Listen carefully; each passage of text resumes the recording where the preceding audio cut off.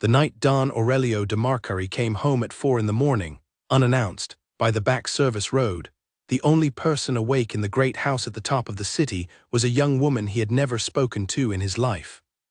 Donna Myril de Marcari had told no one to expect him. Her son had been 3 days away on business in the north and was not due back until Friday. The household, by her own hand, had been wound down for a Tuesday quiet. Even the head butler, old Sandor Bresci, was asleep in his rooms above the carriage house. Only one lamp burned at the back of the long wood-paneled service hall, a small green-shaded lamp on the second sink, and beside it, in a long navy skirt and a clean white blouse and a small dark apron, a young woman was polishing a pair of old black brogues with the patient, two-handed grip of someone taught the work properly. The shoes were the late Don Cesar's. Don Cesar had been dead a year. They had been kept in his dressing room, untouched on the cedar shelf. Donna Myril could have told you if you had asked that they had been getting scuffed because the day staff hadn't had the heart to handle them and didn't quite know whose job they were now. She could have told you many other things about her house that morning. She could have told you that for a year since her husband had died in the long upstairs bedroom, the household had been wound as tight as a clock's mainspring, competent, dignified, breath held, and that for the last 6 months since she had quietly hired a young night housekeeper without telling her son, the spring had been loosening, hour by hour, in the small hours nobody saw. The young woman at the second sink was Brenna Sava. She was 25, from a small market town 3 hours south called Liesta, trained 2 seasons at the country estate of an old family before Donna Myril had asked her quiet friend, the country housekeeper there, if she had a girl in mind. She had been at the great house 6 months and 12 days. She did not know the man in the dark overcoat who had stopped in the doorway was Don Aurelio de Marcari. She had not turned around. She had heard the door because she heard every door, that was part of her work, and had assumed it was the night driver coming in for the kettle. Don Aurelio stood in the doorway for 15 seconds without moving. He had not slept. He had driven the last hour himself. He could see from where he stood the small green-shaded lamp, the cloth in her hand, the careful, slow circling of the polish over the leather of his father's right shoe, and the way her face, half-turned, dim, held the quiet composure of a person at honest work who did not need to be observed to do it well. He did not interrupt.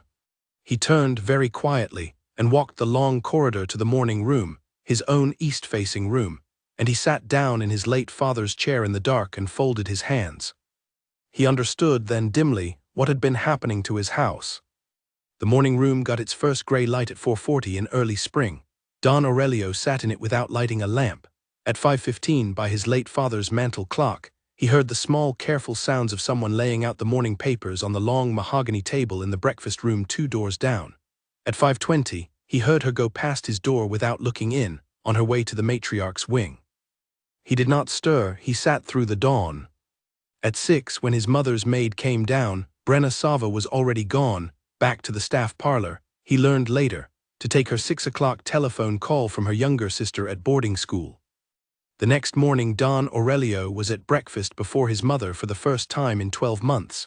He asked her plainly who the young woman in the back service hall had been.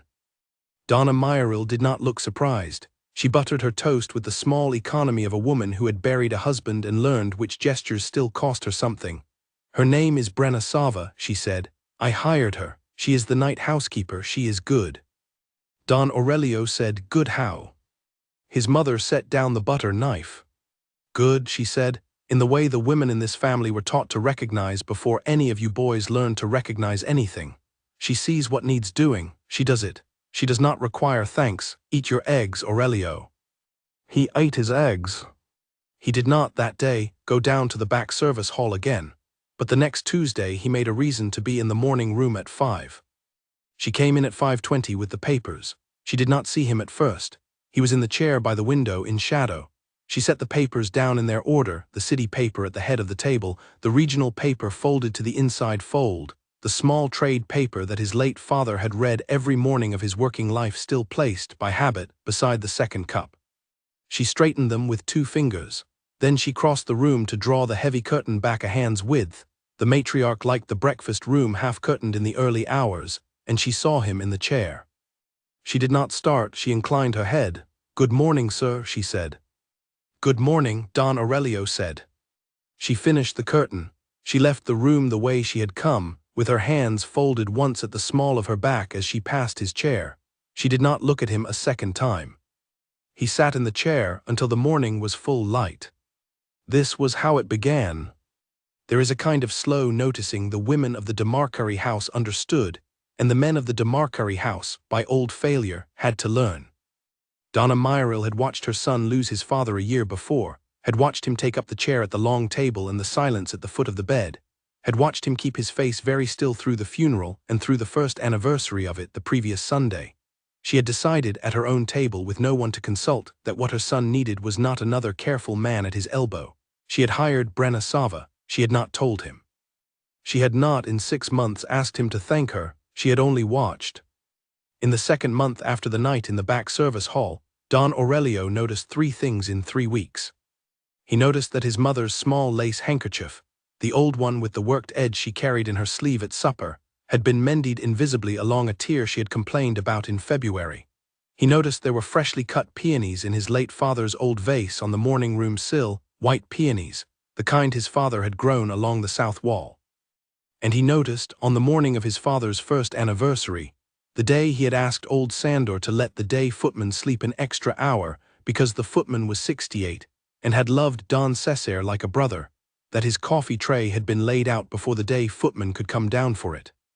He said nothing about the handkerchief and nothing about the peonies. He thanked old Sandor for the coffee tray aloud at the door, and old Sandor said, "Not me, sir," and did not say any more.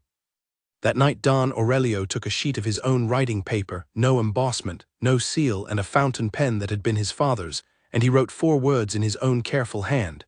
He folded the page once.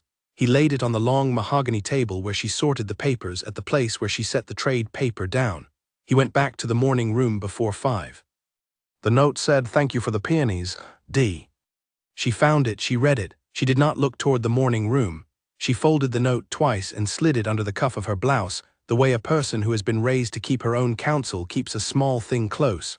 She finished the papers. She drew the curtain a hand's width back. She left. In the 3rd month he came down at 4:45 on a Tuesday and stood in the doorway of the staff kitchen. She was wiping the copper kettle with a soft cloth. The kitchen was very small and very warm. He said, "May I ask you something?" She turned from the kettle. She inclined her head. "I would like to understand," he said, "why you keep these hours. Most night housekeepers sleep between 2 and 5. You do not. I do not say this to correct you. I say it because I would like to know." Brenna Sava considered him a moment. Then she said plainly, as people from Liesta speak, "I have a younger sister at the school in Vesna, sir. Her name is Adeline. I send for her tuition. She calls me at 6 every morning before her first class because that is the only quiet quarter hour she has in the day. I take her call in the staff parlor. I prefer to be finished with my duties by then so I can give her the call without hurry. The sleep between 2 and 5 does not suit me. I sleep between 2 in the afternoon and 6. It is enough." Don Aurelio did not that morning walk further into the kitchen. He inclined his head once. He went back to the morning room. He sat with his hands folded for a long time before the first light came. He had not been told something like that plainly by anyone in a long time. In the 4th month he learned her name was Brenna, not Sava, and that the women in the staff kitchen called her so and that they liked her. He learned from old Sandor, who never volunteered anything that did not need volunteering, that she had been taught to polish his father's kind of shoes by a country housekeeper named Aldine Crom, trained by his late father's own valet 31 years ago. He learned that she kept the corridors warm because the matriarch sometimes woke at 3 with the small hours of an elderly heart and liked a warm room, that the small pot of milk on the stove from 3 to 5 was for the matriarch's possible cup, that the matriarch had not, in 6 months, drunk that cup, but the milk was kept warm regardless because the keeping of it was the point. In the 5th month Don Aurelio went past the door of her staff bedroom one dawn on his way down. He had a habit by then of taking the back corridor, and the door was open a hand's width because she was changing the linens. He did not look in, but he saw on the windowsill against the grey light a small carved wooden hen with a worn beak and a chipped foot, no bigger than the palm of his hand. He asked her about it the next dawn. She told him plainly, "My grandfather carved it for me when I was 7. He died the next year. He was a carpenter in Liesta. I take it everywhere." That afternoon Don Aurelio went up the back stair to his late father's old workshop, which had been closed since the funeral, and he sat in his father's chair at the worktable for an hour before he opened the bottom drawer. In it, under a folded oilcloth that smelled of beeswax, in a small fitted compartment his father had built into the wood himself, he found a small carved wooden duck. Its bill was worn smooth. One web was chipped. On the underside, in his late grandfather's awkward writing, were the words *Cesare, age 6. Don Aurelio held it for a long while. Before her shift began the next morning, while she was crossing the corridor with the matriarch's warm milk, he went into the breakfast room and set the small carved duck on the long mahogany table beside where she would sort the papers. He set it down without a note. He went back to the morning room. She came in. She did not see it at first. She set the papers down in their order, and then, with the slow, careful turn of a person who notices a small new shape where no shape had been, she saw the duck. She did not pick it up at once. She let her hand rest on the table beside it for a long moment, the way a person rests her hand on the back of a chair. Then she picked up the duck. She held it the way one holds a small bird. She turned it over and read the words on its belly. She set it down again, very gently, in the same place. She finished the papers. She drew the curtain a hand's width back. That morning she laid the duck on the small shelf above the copper kettle in the staff kitchen, beside nothing in clear light. She did not move the hen. The hen stayed on her windowsill. The duck stayed in the kitchen, where the day staff would see it without knowing what it was, which was the whole point of where she had set it. She did not ask Don Aurelio about it. She told the day footman when he came in at 6 that the morning was fine. In the 6th month, it was the matriarch's 78th birthday. Donna Myril had asked for a small supper of her own choosing, 8 chairs, her mother's table linens, the silver her mother had brought from the old country. The day of the birthday she came down to breakfast before her son for the first time in a year. She buttered her toast. She set down the knife. "Aurelio, if you wished, would you let me ask Brenna to sit with us today at the small table not in service, in it?" Don Aurelio set down his cup. "Mother," he said. "I have been waiting 6 months," Donna Myril said, "for you to ask me to ask her." Don Aurelio was quiet for a moment. "Ask her," he said. The matriarch went herself, at noon, down the back stair to the staff kitchen. She put her hand briefly on the lintel of the doorway, because the back stair was no longer easy. Brenna Sava was at the stove warming the milk. "Child," Donna Myril said, "I would like you to come up to the small table at 5 tonight, not in service. In it, at my left hand, my son will be opposite. He will pass you the bread." Brenna Sava set the pot down. She wiped her hands on her apron. She inclined her head. "Yes, ma'am." The matriarch put her hand on Brenna's bare wrist for a moment. Then she went back up the stair. At 5 o'clock that evening Brenna Sava came up to the small dining room in a clean dark blue dress, and her hair tied back with the same plain ribbon. Her apron was off. Donna Myril was at the head of the table. Don Aurelio rose when she came in.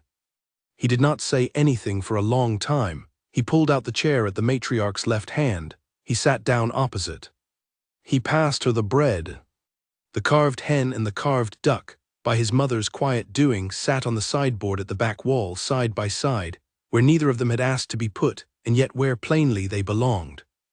3 months later, on a cool October evening, Don Aurelio sat with Brenna Sava on the small back terrace where she had taken her once-a-week tea through the year. The light was going down behind the cedars. The small carved hen and the small carved duck sat between them on the terrace table. He said plainly, "I would like you to keep this house, not as service, as yours, choose your own hours. If you would consider it, I would like to be where you are, not now, when you wish." Brenna Sava did not answer at once. She let the late light fall across the worn beak of the hen and the worn bill of the duck.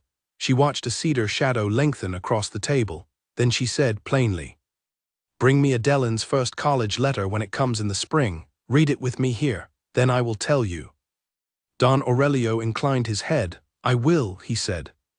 And Donna Myril de Marcari, watching from the morning room window with her hand on the curtain, understood at last that the small hours of her household had loosened a clock she had not been able to wind herself, and that the young woman who had loosened it would be in the spring, when an envelope from a small school 3 hours south arrived at the back gate, the heart of a house that had all along been quietly waiting for her.